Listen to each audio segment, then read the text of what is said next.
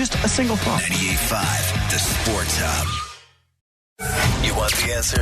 You've got to ask the Do question. you have an opinion based on if you had to go with your gut, which way it would go? Sometimes you have to ask it over and over and over again. Why? This is 10 Questions with Greg Bedard and Felger and MAZZ on 98.5, the Sports Hub. All right, 10 questions here and around the league in 10 minutes. Got to be on time. Jimmy, what are our buzzer options this week? Let us pack the swamp.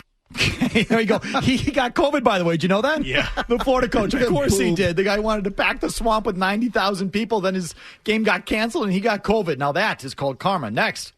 So if you miss 2 on the first one, you get it the second time, you're still down 1. Don't yell at me. That's trying to do numbers on the air. That happens. Next. The one up against the wall, overrated. Saved a home run. No, it didn't. It didn't? No, it didn't. It did. It did. No. You don't think it did? Nope. Oh, Mazz. Next. He never got in my way or wasted my time. That's going to be on my tombstone. That's how I want to be remembered. Go ahead, next. Oh, that's such a great question.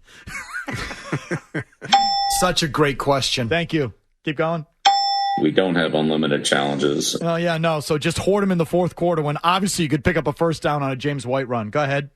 Day to day, Mike. We'll go day by day. Day to day. Yeah. We are day to day. We'll just take it day by day. Right now, we're day by day. We'll just be day by day. Keep crying about the lack of practice time. Okay, hit whatever one you want. Day to day, Mike. We'll go day by day. Day to day. We are day to day. We'll just take it day by day. Right now, we're day by day. We'll just be day by day. Wow. Sounds like Gronk. Series of fill-in-the-blank questions. Number 10, fill-in-the-blank. Zeke Elliott is?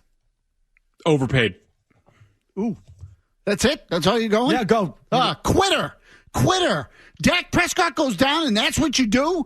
With the team relying on you now? That's what you do? Cough it up twice? Oh, you quitter. I was going to say you bum. I say a pig. He basically has been a non-factor since he signed that extension last year. He got paid, he got lazy. He's a pig. Zeke Elliott is a wasted draft pick and a waste of money, as any running back is. I said that before he fell off the cliff. $50 million guaranteed. $50 million guaranteed. And I might not be able to pay your quarterback because you paid the running back. Nice call, Jerry. Next. Oh, that's such a great question. Thank you. Number 9, fill in the blank. Mike Vrabel's intentional too many men on the field penalty on Sunday was? Tremendous. I think that Belichick has a little envy with how Vrabel keeps coming up with these new things. Bill and Ernie need to get on their game and start coming up with stuff that no one else has seen before. Is Belichickian is the word I used. It was absolutely, masterful. Smart and ballsy. And he did it to the Jets a couple of years ago, too. I didn't know that. He did. His intentional too many men penalty on Sunday was so good, I rung up Jeffrey Toobin on the Zoom and pulled it out. I was so excited. I thought that was so freaking brilliant. I don't know if people fully understand. That was great. I mean, what he did there, it was Houston's in the high red zone. There's like 3 minutes left. It's a 2nd and 1. And so the clock's ticking. He needs to get the ball back. And he didn't allow a touch. All he did is he said to himself, we're going to give up this first down anyway. So let's give it to him on a penalty and stop the clock. And that 40 seconds came back to him. They tied the game with 6 seconds left. It was so freaking good. I mean, that's the sort of stuff that gets me off about football. It really does. And it was just outside the 20, so then they moved inside the 20, and they could only get one more first down. So, I mean, nobody knows what he's doing at the time, too. So apparently Rich Gannon called it when it happened against the Jets a few years ago. He's like, wow, that's so stupid by Vrabel. And Rich Gannon was on the call this past Sunday against Houston, said the same thing. Oh, God. So, I mean, that gets me off. Next. Such a great question. Thank you. It was. Fill in the blank. When I saw Romeo Crennel go for 2 up 7 points late in Tennessee on Sunday, I wanted to bring back Bill O'Brien. I hate those decisions. Like, just kick the extra point. You make them score and have to make a 2-point conversion just to get the overtime. It drives me insane, the analytics people. I wanted to grab a pin and pop him is what I wanted to do. I wanted to pop him like he was a human balloon. What a dope. What a dope. Go up, babe. Kick the freaking extra point. Oh, God, why does everybody have to be so smart? And I wanted to laugh my ass off because he's just as dumb as Bill O'Brien. Next.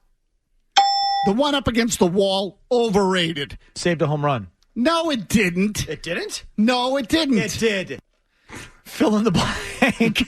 The Dolphins' decision today to bench Ryan Fitzpatrick, who has them at 3-3 and in second place in the division, and go with rookie Tua is what? Fill in the blank. It's premature, and also I think Brian Flores trying to look really smart. I think that he's trying to do the whole Alex Smith, Patrick Mahomes thing. I think he's forcing the issue. I think he should have waited a little bit longer, gotten to a little bit more playing time. I think he's trying to look too smart.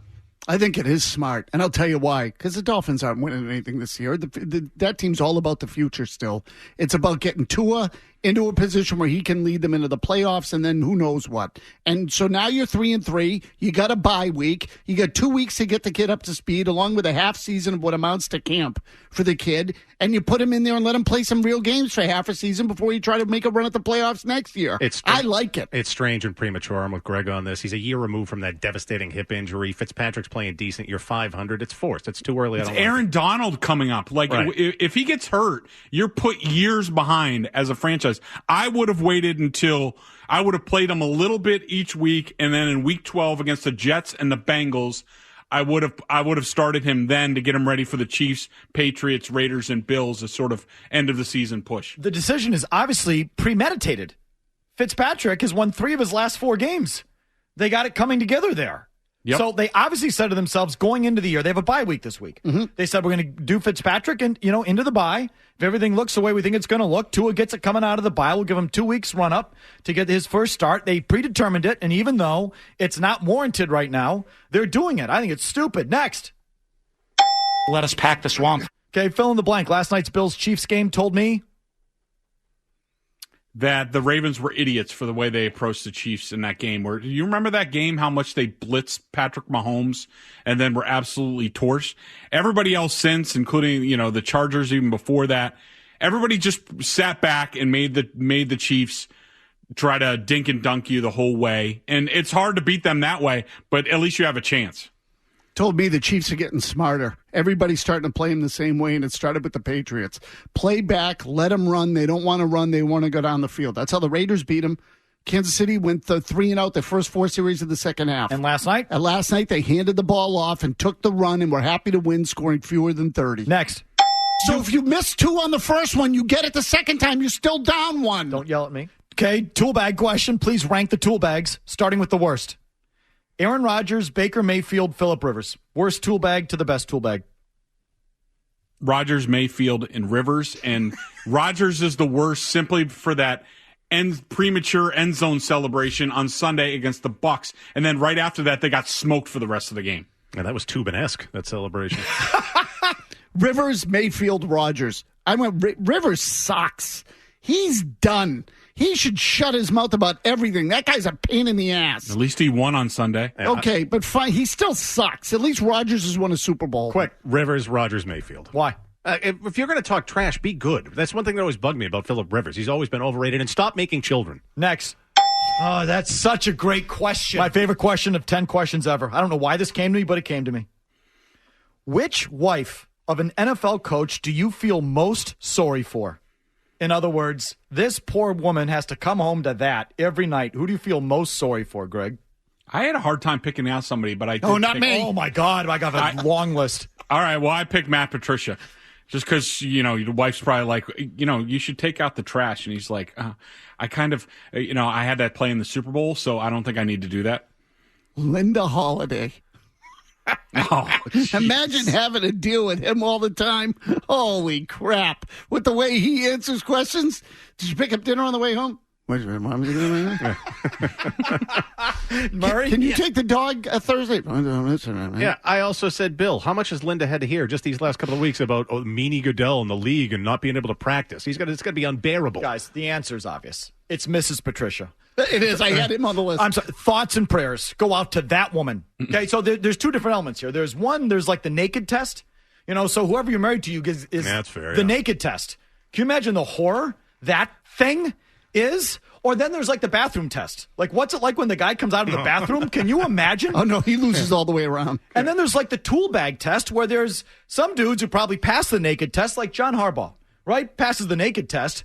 But, oh, my God, what an insufferable dick that guy is. You'd have to put up with him and his mouth like all the time. So I feel for Mrs. Harbaugh, even though he passes the naked test. I think Pete Carroll's kept it together nicely into his 60s. I'd be pleased from the naked test standpoint. Bathroom test would probably be fine too. Can you imagine having to deal with that mouth, that motor mouth, 24/7? You develop a drinking problem like Pete. Shush. Shh, shh, shh. Just let it breathe a little bit, Pete.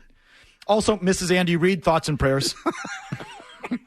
Next. Honey, never mind. I could spend 3 hours on this question, by the way. Go ahead, next. Day to day, Mike. We'll go day by day, day to day. We are day to day. We'll just take it day by day. Right now, This year, I'm going to ask you power rankings, 1 to 5. Give it to me, Bedard. KC, Tennessee, Baltimore, Seattle, Pittsburgh. KC still won. Yep. Okay, AFC heavy as well. Gomez. Kansas City, Pittsburgh, Tennessee, Seattle, Tampa. Oh, Tampa. I go Steelers, Kansas City, Seattle, Tennessee, Baltimore. wow. AFC. Is the AFC vastly superior? Or are we in that? It feels that way this year. It's early yet, though. Let's see. Okay. So there we go. There concludes 10 questions. I enjoyed it. Did you? You want to weigh in on any of that? By all means. Which NFL coach do you feel? Whose wife do you feel the most sorry for? Oh, definitely Patricia. Oh, my God, Mrs. Patricia. I just, you poor lady. You poor soul. Patricia. On so many levels. Again, it's like the physical thing, but then the guy's a douchebag. Like, on top of it, it's one thing to look like that and be a good guy. Like, Andy Reid's a good guy. Like, you'd be, or he comes across as a good guy. Definitely. Likable, yeah.